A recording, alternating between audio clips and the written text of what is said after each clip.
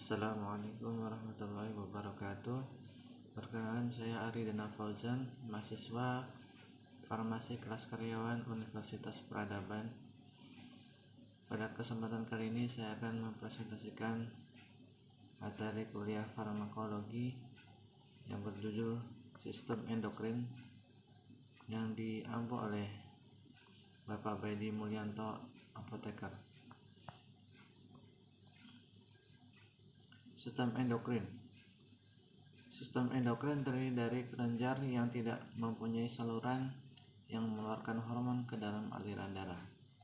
Hormon yaitu substansi kimia yang dibuat dari asam amino dan kolesterol yang bekerja pada berbagai jaringan dan organ dan mempengaruhi aktivitas seluler. Pembagian kelenjar pada sistem endokrin ada 5 macam. Yang pertama, kelenjar pituitari, yang kedua kelenjar tiroid, yang ketiga kelenjar paratiroid, yang keempat kelenjar adrenal, yang kelima kelenjar pankreas. Kelenjar pituitari dibagi menjadi dua, pituitari anterior dan pituitari posterior. Pituitari anterior dibagi menjadi 4, yaitu TSH, ACTH, GH, dan hormon gonadotropik. Sedangkan pituitari posterior ada 2, yaitu ADH dan oksitosin. Kelenjar pituitari. Thyroid stimulating hormone atau TSH itu merangsang pelepasan levotiroksin dan triiodothyronin dari kelenjar tiroid. Hipersekresi TSH menyebabkan hipertiroidisme. Hipersekresi TSH menyebabkan hipotiroidisme. Adapun adrenokortikotropik hormon atau ACTH merangsang pelepasan glukokortikoid atau kortisol, mineralokortikoid atau aldosteron, dan androgen. Peningkatan serum kortisol dari korteks adrenal menghambat pelepasan ACTH di hipofisis. Growth hormone atau hormon pertumbuhan. Somatotropik hormon atau STH bekerja pada semua jaringan tubuh, terutama pada tulang dan otot-otot skeletal atau otot rangka. Jumlah diatur oleh growth hormone releasing hormone atau GHRH dan growth hormone inhibiting hormone atau GHIH. Gonadotropik hormone mengatur sekresi hormon dari ovarium dan testis, yaitu follicle stimulating hormone atau FSH, mempercepat pematangan folikel ovarium dan mengaktifkan produksi sperma di testis. 2. Luteinizing hormone atau LH bergabung dengan FSH bekerja dalam pematangan dan produksi estrogen dan mempercepat sekresi androgen dari testis. Yang ketiga, prolaktin merangsang pembentukan susu dalam jaringan payudara sesudah melahirkan. Antidiuretik hormon atau ADH dan oksitosin. ADH meningkatkan penyerapan kembali air dari tubulus ginjal dan mengembalikannya ke sirkulasi sistemik. Oksitosin merangsang kontraksi dari otot polos pada uterus. Pembagian kelenjar pada sistem endokrin ada 5 macam. Kelenjar pituitari, kelenjar tiroid, kelenjar paratiroid, kelenjar adrenal, dan kelenjar pankreas. Kelenjar tiroid. Kelenjar tiroid mensekresi tiroksin dan triiodothyronin, mempengaruhi hampir semua jaringan dan organ dengan mengendalikan aktivitas laju atau tingkat metabolisme, menyebabkan peningkatan jumlah jantung, pemakaian oksigen, penggunaan karbohidrat, sintesa protein, dan memecah lemak atau lipolisis, mengatur suhu tubuh dan siklus menstruasi. Kelenjar paratiroid mensekresi 2 hormon. Yang pertama, parathormon atau hormon paratiroid atau PTH mengatur kadar kalsium di dalam darah. Yang kedua, kalsitonin menghambat reabsorpsi kalsium oleh tulang dan meningkatkan ekskresi kalsium dari ginjal. Kalsitonin menghambat kerja PTH. Kelenjar adrenal terletak di puncak ginjal, terdiri dari dua bagian, medula adrenal dan korteks adrenal. Medula adrenal melepaskan epinefrin, katekolamin, dan norepinefrin. Adapun korteks adrenal melepaskan glukokortikoid, kortikosteroid, mineralokortikoid. Pankreas. Bagian endokrin pankreas memiliki pembagian sel yang disebut pulau-pulau Langerhans. Sel alfa memproduksi glukogen yang memecah glikogen menjadi glukosa di hati. Adapun sel beta memproduksi insulin yang mengatur metabolisme glukosa. Pengobatan. Obat-obat sistem endokrin memiliki sifat merangsang atau menghambat aktivitas kelenjar. Adrenocorticotropic hormone atau ACTH disebut ACTH corticotropin atau ACTH-AR.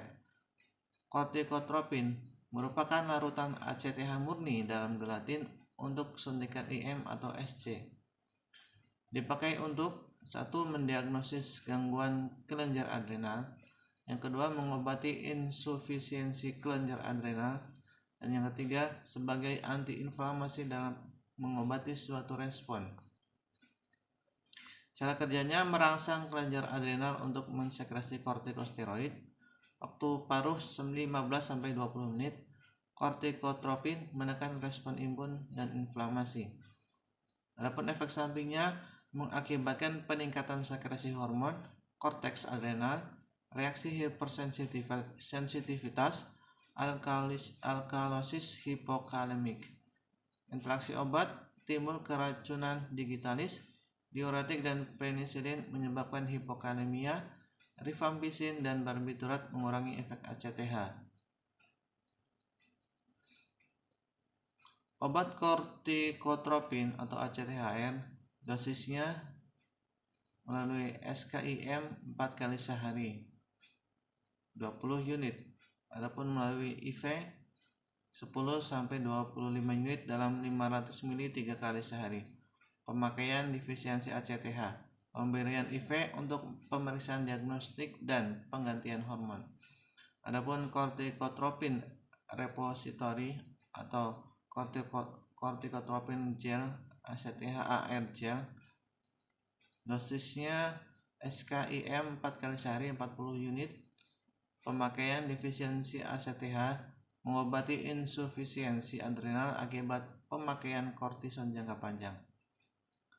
Konistropin atau kortrosin dosis IM 0,25-0,75 mg. Adapun IV 0,25 mg. Pemakaian untuk pemeriksaan diagnostik dalam membedakan antara pituitari dan adrenal sebagai penyebab insufisiensi adrenal. Thyroid stimulating hormone atau TSH dan kelenjar tiroid. Indikasi utama preparat hormon tiroid adalah yang pertama, terapi pengganti. Digunakan untuk penderita hipotiroid yang mungkin disebabkan oleh gangguan kelenjar tiroid atau penyebab primer, atau menurunnya sekresi TSH atau penyebab sekunder. Terapi dengan radioiodin. Myxedema yaitu hipotiroidisme yang berat. Levothyroxine dan liotrionin meningkatkan tingkat metabolisme. Interaksi obat meningkatkan efek antikoagulan, menurunkan efek digitalis. Antitiroid menghambat sintesis hormon tiroid pada kasus hipertiroid, bermanfaat untuk hipertiroidisme yang disertai dengan pembesaran kelenjar tiroid. Penyebab Graves atau tirotoksitosis. Hipertiroidisme yang paling sering terjadi karena hiperfungsi kelenjar tiroid. Operasi pengangkatan dan terapi yodium radioaktif. Interaksi menurunkan efek insulin dan antidiabetik oral. Digoxin meningkatkan efek obat-obat tiroid. Hipotiroid Obat-obatannya tirotropin atau titropar, dosis IM 4 kali sehari 10 unit selama 1-3 hari. Triodotiroid atau liotrinon per oral 25-75 mikrogram. Kalsitonin, sibakalsin atau kalsinar, IM atau SC 0,5-1-2 kali sehari. Tiroglobulin atau proloid oral mula-mula 35 mg per hari lalu 65-200 mg per hari. Levotiroxin sintroid oral mula-mula 25 mikrogram per hari lalu 50-200 mikrogram per hari. Adapun melalui IV 0,2-0 mg dalam larutan anak lebih dari 1 tahun 0 per oral 5-6 mikrogram per kilogram per hari. Liotironin atau sitomel oral mula-mula 25 mikrogram per hari lalu 25-100 mikrogram per hari. Anak lebih dari 3 tahun 50-100 mikrogram per kilogram per hari. Obat-obatan hipertiroid antara lain propiltiuracil atau propasil, dosis per oral 3 kali sehari 70-200 mg selama 6-8 minggu. Carbamazole atau neomercazole oral 3-4 kali sehari 10 mg atau 1 kali sehari 30-40 mg selama 6-8 minggu. Thiamizole, metimazole, stromazole oral 1 kali sehari 15-30 mg maksimal 120 mg per hari selama 6-8 minggu. Anak 6-10 tahun mula-mula 0,4 mg per kilogram per hari lalu 0,2 mg per kilogram per hari. Larutan iodin kuat atau Lugol per oral 2-6 tetes 3 kali sehari. Kalium iodida dosisnya sebelum pembedahan 15 mg larutan Ki atau NaI 1% selama 10-14 hari. Growth hormone atau GH, dwarfisme. Definisi GH terlihat jika seorang anak tingginya jauh di bawah standar dan akan menyebabkan dwarfisme. Pemberian GH selama beberapa tahun akan meningkatkan tinggi sebanyak 1 kaki. Pemakaian jangka panjang dapat menahan sekresi insulin dan menyebabkan diabetes mellitus. Gigantisme atau akromegali terjadi pada hipersekresi GH dan seringkali menyebabkan tumor pituitari. Pengobatan dengan radiasi dan obat. Obat untuk dwarfisme somatrem atau protoprin, dosis IM SC 100 mikrogram per kilogram 3 kali seminggu. Somatropin, humatrop, dosis IM SC 60 mikrogram per kilogram 3 kali seminggu. Obat gigantisme bromokriptin atau parlodel per oral 1,25-2,5 mg sewaktu tidur selama 3 hari. Antidiuretik hormon ADH dan oksitosin. ADH meningkatkan reabsorpsi air dari tubulus ginjal untuk menjaga keseimbangan air di dalam cairan tubuh. Penggunaan menguji fungsi hipofisis berdasarkan adanya menstimulasi sekresi ACTH. Digunakan pada diabetes insipidus atau poliuria. Digunakan pada pendarahan varises di esofagus berdasarkan pada vasokonstriksi arteriol. Adapun efek samping muka pucat, tekanan darah naik, kontriksi, kejang lambung, usus dan uterus. Obat vasopresin atau pitresin untuk diabetes IM 1,5-5 unit setiap 1-3 hari. Varises IV 0,2-0,6 UI per menit selama 24 jam. Kelenjar paratiroid. Penurunan kalsium merangsang pelepasan PTH. PTH mengobati hipoparatiroidisme atau hipokalsemia. Penggantian PTH dapat membantu untuk memperbaiki kekurangan kalsium. Kalsitonin mengobati hiperparatiroidisme yang disebabkan oleh keganasan kelenjar paratiroid. kanker paru-paru, hipertiroidisme. Obat-obatan hipoparatiroidisme: calcifedrol, dosis oral 50-100 mikrogram per hari. Penggunaan untuk penyakit tulang akibat ginjal kronik dan dialisis ginjal. Calcitriol atau Rocaltriol, oral 0,25 mikrogram per hari. Untuk hipoparatiroidisme dan ginjal kronik. Ergocalciferol, Drisdol, oral 50.000 sampai 200.000 unit per hari. Untuk hipoparatiroidisme.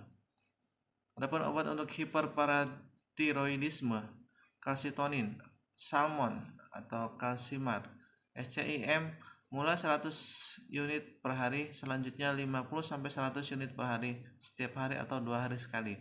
Untuk penyakit Graves, hiperparatiroidisme, hiperkalsemia, etidronat atau didronel, oral 5-10 mg per kilogram per hari, maksimal 20 mg per kilogram per hari.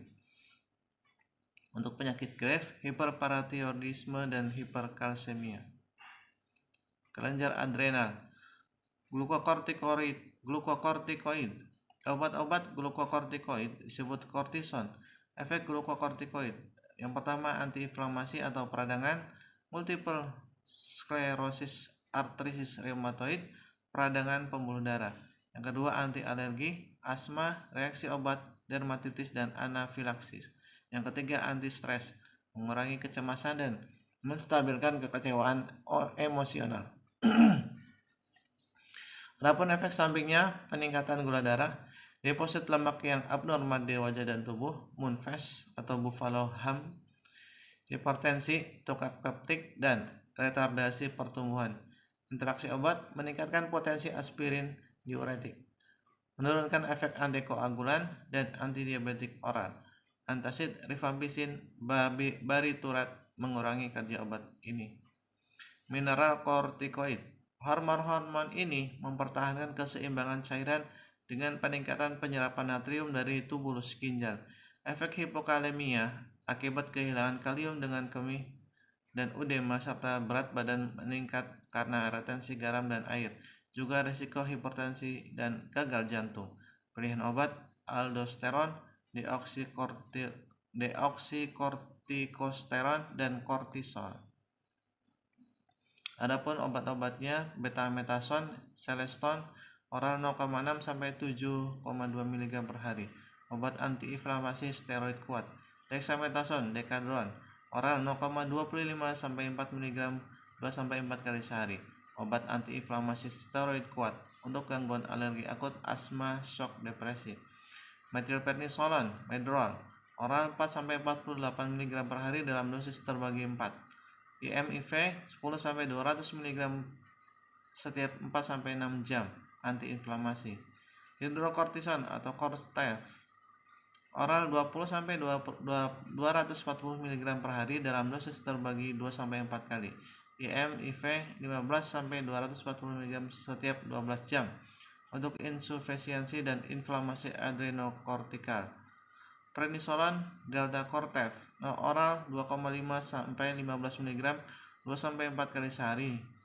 IV 2-30 mg setiap 12 jam, antiinflamasi. Diabetes mellitus.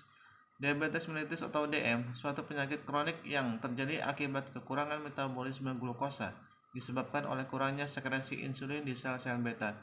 Tipe diabetes mellitus: yang pertama, insulin dependent diabetes mellitus atau IDDM. Terdapat destruksi dari sel beta pankreas, insulin tidak diproduksi. Yang kedua, non-insulin dependent diabetes mellitus atau NIDDM. Jumlah insulin yang diproduksi kurang. Insulin adalah suatu protein dan tidak dapat diberikan per oral karena sekresi gastrointestinal merusak susunan insulin, meningkatkan ambilan glukosa, asam amino dan asam lemak, dan mengubahnya menjadi bahan-bahan yang disimpan dalam sel-sel tubuh. Nilai glukosa dalam darah 60-100 mg per dl. Ada tipe 3 insulin. Insulin kerja singkat, disebut insulin reguler, kristalin, dan merupakan larutan bening tanpa tambahan bahan untuk memperpanjang kerja insulin. Onset kerja setengah sampai 1 jam. Puncak kerja 2 sampai 4 jam. Lama kerja 6 sampai 8 jam. 2 insulin kerja sedang, onset kerja 1 sampai 2 jam. Puncak kerja 6 sampai 12 jam. Lama kerja 18 sampai 24 jam. Yang ketiga, insulin kerja panjang. Onset kerja 4 sampai 8 jam. Puncak kerja 14 sampai 20 jam. Lama kerja 24 sampai 36 jam. Digunakan untuk terapi DM tipe 1 IDDM. Diberikan secara subkutan pada pagi hari sebelum sarapan. Tempat suntikan harus berpindah-pindah lengan, paha, pantat, perut. Terjadi lipodistrofi atau atrofi jaringan. Interaksi obat-obat diuretik, tiazid, glukokortikoid, agen-agen tiroid, dan estrogen meningkatkan gula darah. Antidepresi trisiklik, produk aspirin, antikoagulan oral, menurunkan kebutuhan insulin.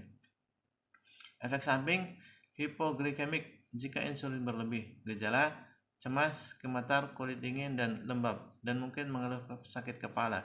Ketoasidosis, insulin tidak ada, gula tidak di metabolisme lemak. Pemakaian asam lemak bersifat lemak, ketoasidosis, koma. Antidiabetik oral, penderita NIDDM memiliki sedikit sekresi insulin di pankreas. Terapi NIDDM, diet, gerak badan, berhenti merokok, dan antidiabetik oral. Antidiabetik oral merangsang sel-sel beta untuk mensekresi lebih banyak insulin. Tujuan terapi secara primer ditujukan pada pencegahan jangka pendek atau menormalkan. Secara sekunder mencegah komplikasi penyakit. Sulfonylurea, golongan antidiabetik. Efek samping antidiabetik oral sama dengan efek samping insulin. Pemakaian tanpa makanan cukup, kecemasan, tremor, lemas, reaksi yang merugikan, anemia aplastik, trombositopenia. Antidiabetik oral kontradiksi pada IDDM, tidak ada sel-sel beta yang berfungsi. Kehamilan, menyusui selama stres dan operasi, dan infeksi berat. Interaksi obat, aspirin, antikoagulan, sulfonamid, dan NSAID meningkatkan kerja sulfonylurea, meningkatkan kerja diuretik, tiazid, barbiturat. Obat-obatan tolbutamid atau urinase, dosis 0,5 sampai 2 mg per hari dalam dosis terbagi 2 sampai 3. Lama kerja 6 sampai 12 jam. Acetohexamid, dimerol, oral 0,25 sampai 1,5 mg per hari, dosis tunggal per dosis terbagi 2. Lama kerja 10 sampai 24 jam. Chlorpropamid, diabenesi, oral mula-mula 100 sampai 200 mg per hari, selanjutnya 100 sampai 500 mg per hari dalam dosis terbagi 2, maksimal 750 mg per hari. Lama kerja sampai 60 jam. Glibenclamid, daonyl iuglucon, oral mula-mula 2,5 sampai 5 mg per hari. Bila perlu dinaikkan selama minggu sampai maksimal 10 mg per hari dalam dosis terbagi 2, 10 sampai 24 jam. Metformin, glucopage, oral 3 kali sehari 500 mg atau 2 kali sehari 850 mg pada waktu makan. Dapat dinaikkan dalam waktu 2 minggu sampai maksimal 3 kali sehari 1 gram. Lama kerja 6 sampai 12 jam. Demikian presentasi dari saya. Ada kekurangannya, saya mohon maaf yang sebesar-besarnya. Terima kasih. Wassalamualaikum warahmatullahi wabarakatuh.